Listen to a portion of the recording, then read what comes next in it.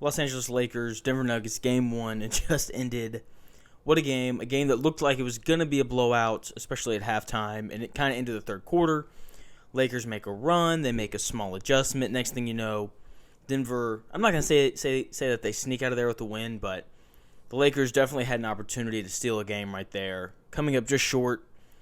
A lot to take away from this game. Now, look, everybody overreacts to Game 1. Game 1 is the feel-out game, right? This is the game where teams figure out what adjustments they want to make and things of that nature.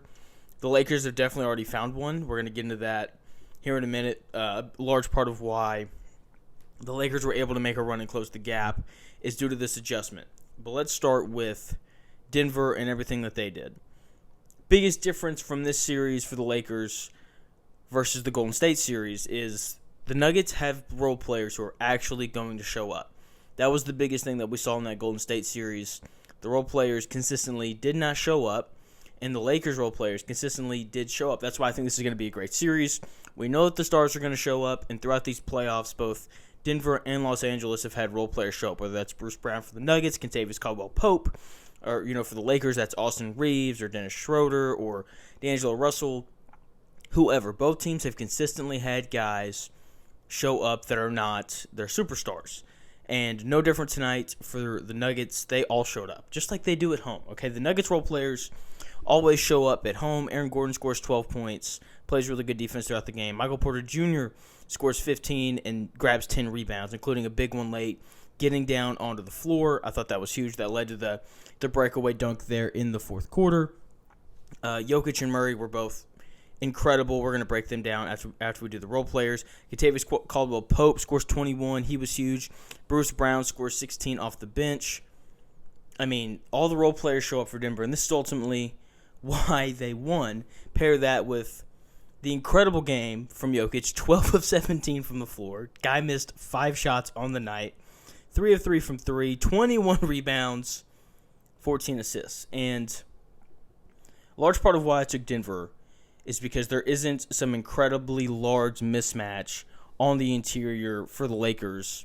They're similar to what the Lakers had in that Warriors series, where Anthony Davis could just get whatever he wanted, and there was no match for him, right? Whereas tonight, we see Denver withstand the Anthony Davis game.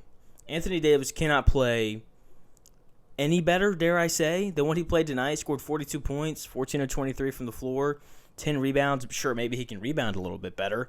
3 assists, played outstanding defense, had a few blocks, had a steal. I mean, was really, really impactful on the defensive side of the ball. And obviously what he did on the offensive end already highlighted with the 40 points. LeBron plays a good game, 9 of 16 from the field. He walks away with 26, 12, and 9.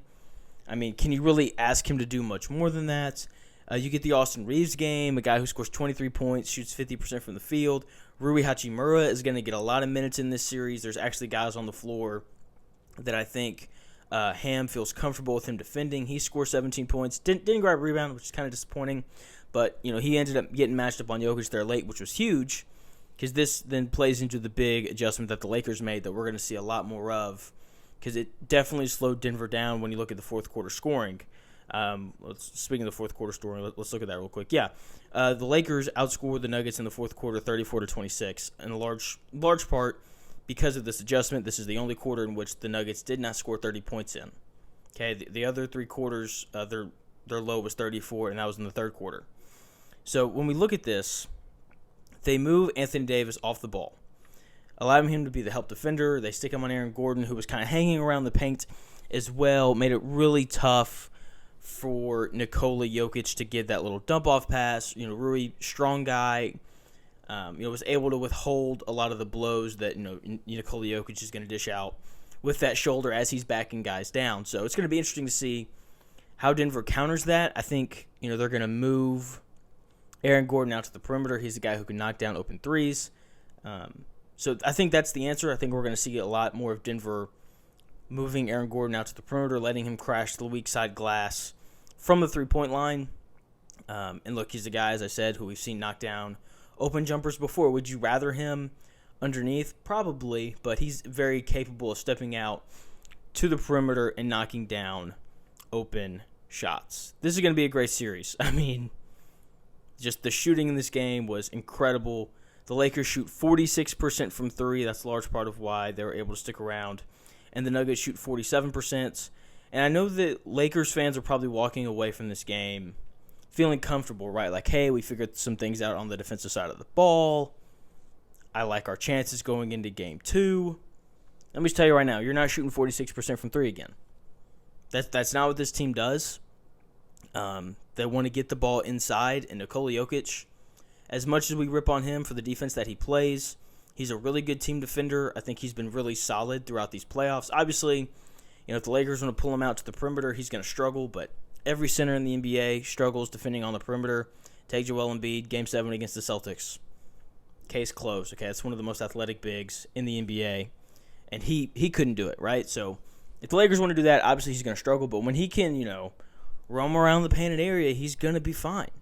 And we've seen that, through the entire series. He is my favorite player to watch rebound, just simply because, he doesn't have a 40-inch vertical. He just knows where to stand, and he understands that if he's between his guy and the basket, he's probably going to get the rebound. And, he pats it off the glass. It's so funny to watch him rebound because he's the least athletic guy on the floor, and yet he pulls down 21 tonight. And what's crazy is you can see Jokic repeating this performance. You can see him having another, 30, 12, maybe not 21, but like a 30-point, 12-assist, 15-rebound game because that's just the kind of guy that he is. I think it's fair to have those expectations on him. Obviously, the Lakers are going to try and keep him from doing that because when he does this, when he scores and he passes, they win, right? And, yeah, Jamal Murray, I do want to highlight him before I wrap. He was awesome. I said he was going to be the key to the series. I said that Jamal Murray plays well. I don't know if anybody can beat this Denver team just because of everything that he brings offensively in terms of shot creation, and he just relieves the pressure off of Jokic with just everything that he does in terms of getting other guys looks. Murray finishes the night. He scores, 31 points, has 5 assists as well, pulls in 5 rebounds, had a few steals, finishes at +3 on the night. And what I think is one of the biggest things in this series as well that's going to get talked about a lot is the minutes that Nikola Jokic is off the floor. Nuggets were only -5 tonight with minutes that Jokic wasn't on the floor. Look, they're probably not going to win the minutes where Jokic is off the floor. It's probably not going to happen, okay? Especially with the way that the Lakers like to stagger their stars. They always have Anthony Davis or LeBron James on the floor at all times. And so when they do that, and Denver will occasionally pull both Murray and Jokic off the floor. When they do that, they aren't going to win those minutes. They just have to keep it close. And if they keep it to -5, man, that's really, it's going to be really tough for the Lakers to overcome that, given all that we know about Jokic and how good this Denver team is when he is on the floor. So there's some promising things for the Lakers coming out of this. They figured out some defensive stuff to slow Denver down. Some positive things for Denver coming out of this. You don't feel like the Lakers are going to shoot 46% from three again. You don't feel like Anthony Davis is going to be aggressive enough to go get 40 in every game of this series. You don't feel like LeBron can play much better than what he did. So I think both teams come out of this feeling good. Like, not that they're in control of the series, but that they know what proper adjustments to make in order to make that move. One more thing for LA. You've got a guy in Rui who looks like he's going to be able to give you really good minutes in this series. So that's going to do it for the Game 1 breakdown. Make sure you like the video. Comment below, what did you see? What are some of the things that popped out to you in Game 1 that you're looking forward to for the rest of the series? How these two teams and coaches, battle in the battle of the adjustments. And then subscribe as well. We're going to break down Game 1 of the Heat and the Celtics tomorrow night. We'll have Game 2 of Denver and LA coming up for you as well. Thank you so much for watching the video. I'll talk to y'all again tomorrow.